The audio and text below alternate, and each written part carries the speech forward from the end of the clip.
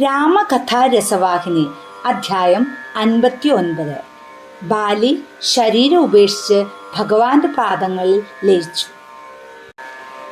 ബാലിയുടെ ദേഹവിയോഗത്തെപ്പറ്റി കേട്ട ഉടനെ പമ്പാ നഗരവാസികൾ ദുഃഖിതരായി കൂട്ടം കൂട്ടമായി വന്നു ചേർന്നു. ബാലിയുടെ പത്നി താര പരിജനങ്ങളോടുകൂടി അവിടെ എത്തി. അവൾ ബാലിയുടെ ജഡത്തിന്മേൽ ബോധം കെട്ടു വീണു. സഹാനുഭൂതി കൊണ്ട് ശിലയും അലിഞ്ഞു പോകും വിധം അത്രയും വേദനാജനകമായിരുന്നു താരയുടെ വിലാപം. അവൾക്ക് ബോധം തിരിച്ചു കിട്ടിയ ശേഷം ഇടയ്ക്കിടെ ആത്മനാഥന്റെ മുഖത്ത് നോക്കി ശോകാധിക്യത്താൽ പൊട്ടിക്കരഞ്ഞു. അങ്ങയെ തടഞ്ഞു നിർത്താൻ ഞാൻ എത്ര ശ്രമിച്ചു. എൻ്റെ പ്രതിഷേധങ്ങളും വാദങ്ങളും വകവയ്ക്കാതെ അങ്ങ് മുന്നോട്ടോടി ഈ നാശത്തിലേക്ക് വന്നു വീണുവല്ലോ. ഭർത്താവിൻ്റെ സുരക്ഷിതത്വത്തിനും സുഖത്തിനും ഭാര്യ എപ്പോഴും ജാഗ്രതയുള്ളവളായിരിക്കണം. ഭർത്താവിൻ്റെ ക്ഷേമത്തെപ്പറ്റി താല്പര്യപൂർവ്വം ശ്രദ്ധിക്കുവാൻ ഭാര്യയല്ലാതെ വേറെ ആരുമില്ല.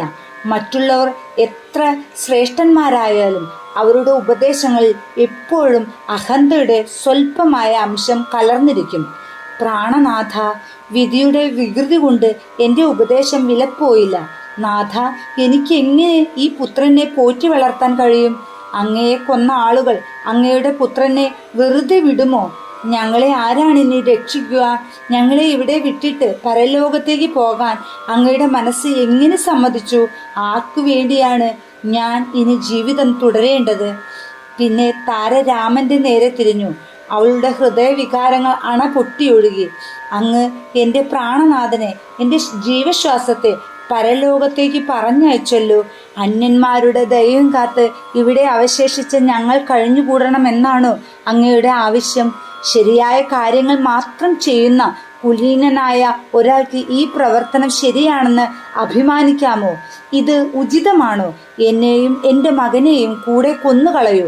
മഹാപരാക്രമിയായ ഒരു വീരനെ വധിച്ച ബാണം ഒരു ദുർബലയായ സ്ത്രീയുടെയും കൗമാരദശയിലുള്ള ഒരു കുട്ടിയുടെയും മുമ്പിൽ ഒരിക്കലും പൊള്ളത്തണ്ടായി മാറുകയില്ലല്ലോ. അദ്ദേഹത്തിൻ്റെ യാത്രയിൽ ഞങ്ങളും കൂടി ഒന്നിച്ചു ചേരട്ടെ. അവൾ രാമന്റെ പാദങ്ങളിൽ വീണ് കഠിന മനോവ്യതയോടുകൂടി വിലപിച്ചു.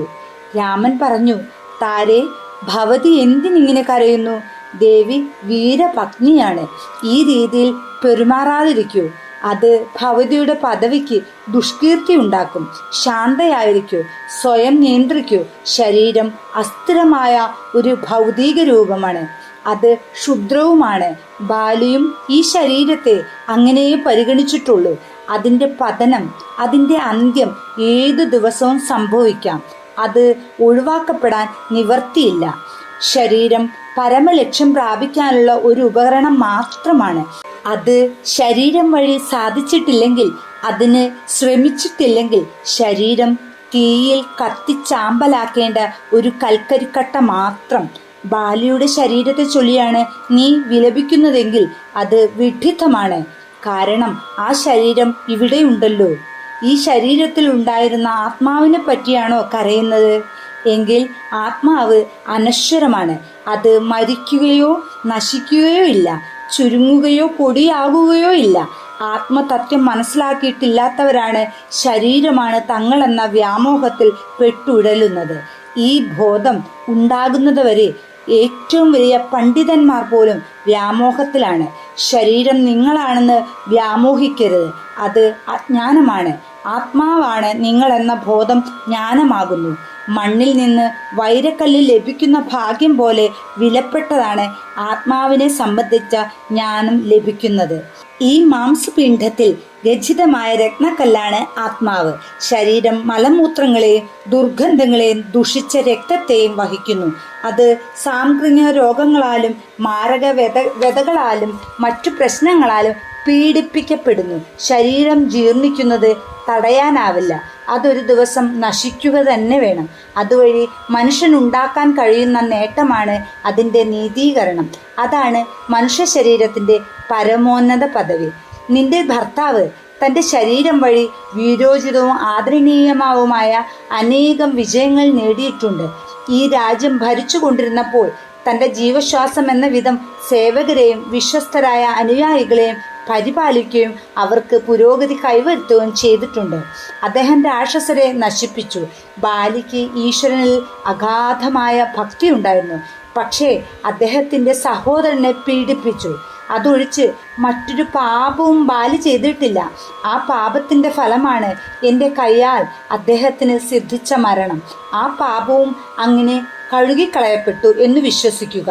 ഇനി നിനക്ക് ദുഃഖിക്കാൻ യാതൊരു കാരണവും ഇല്ല. ഈ ഉപദേശങ്ങളും സമാശ്വാസ വചനങ്ങളും കേട്ടപ്പോൾ താരയ്ക്ക് ജ്ഞാനോദയം ഉണ്ടായി. അവൾ ശാന്തയായി. ഇനിയൊട്ടും കാലവിളംബം വരുത്തരുതെന്ന് രാമൻ പറഞ്ഞു. അദ്ദേഹം താരയോട് മടങ്ങിപ്പോകാനും സുഗ്രീവനെ കൊണ്ട് ബാലിയുടെ ശേഷക്രിയകൾ ചെയ്യിക്കാനും പറഞ്ഞു. അംഗദനെ പ്രേമത്തോടും ശ്രദ്ധയോടും കൂടി പോറ്റി വളർത്താൻ രാമൻ സുഗ്രീവനെ ഉപദേശിച്ചു. ശവസംസ്കാരത്തെ സംബന്ധിച്ച കാര്യങ്ങളെല്ലാം കഴിഞ്ഞ ശേഷം രാമൻ ലക്ഷ്മണനെ തലസ്ഥാന നഗരിയിലേക്ക് അയച്ച് സുഗ്രീവനെ സിംഹാസനാരോഹണം ചെയ്യിച്ചു. ഹനുമാനും മറ്റുള്ളവരും നഗരത്തിൽ പ്രവേശിച്ചു.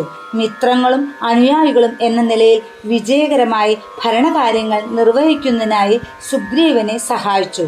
ഭരണഭാരം ഏറ്റെടുത്ത ഉടനെ സുഗ്രീവൻ ഗുരുജനങ്ങളെയും സമുദായ നേതാക്കളെയും വിളിച്ചു വരുത്തി സീതാന്വേഷണത്തിനുള്ള ശരിയായ ഏർപ്പാടുകൾ ചെയ്യുന്നതിനായി ആജ്ഞാപിച്ചു.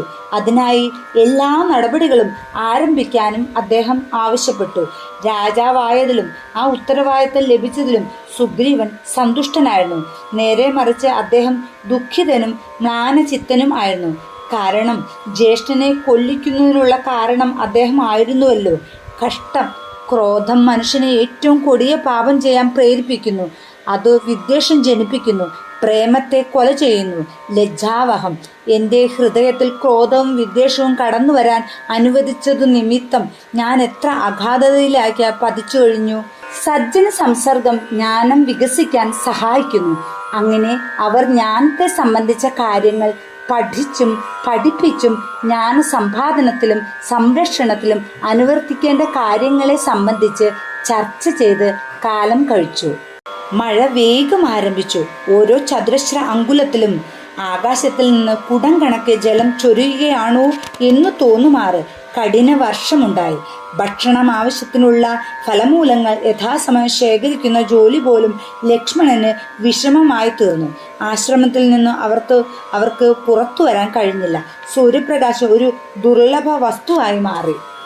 ലക്ഷ്മണന് അമൂല്യങ്ങളായ ഉപദേശം നൽകിക്കൊണ്ട് രാമൻ സമയം കഴിച്ചു.